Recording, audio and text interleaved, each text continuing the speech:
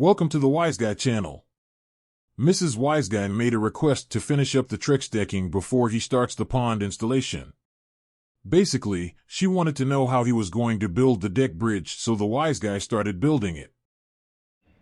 Alright, enough talking about the motorcycles. Let's finish up this coffee, get you outside. This video is going to be about tidying up the yard before we install the pond. We just finished up the deck, and we also made a bridge that you guys haven't seen yet. Anyway, let's get outside and show you what we're doing in the backyard project. What you're looking at is the bridge we're building to access the viewing deck.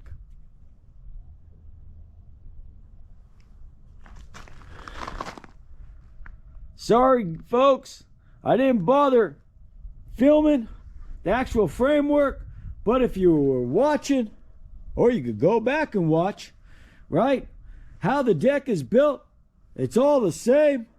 What we're going to do is cover this now with Trex, put a step in, and show you what it looks like when it's finished. Let's get back to work on the backyard project. All right, what you're looking at is the bridge. Okay, we're on the last piece. We're gonna cut a sliver off, create a bullnose, and cover up that pretty much end. All right, guys, this is what the bridge looks like with the bullnose attached.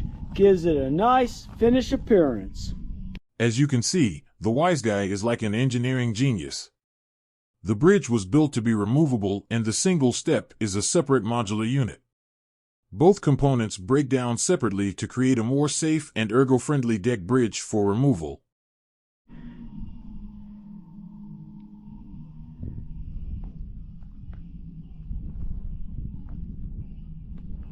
Thank you for watching. We hope you join us on the upcoming videos on our backyard project. Please remember to hit the like button and subscribe. And, like always, we'll see you on the next video.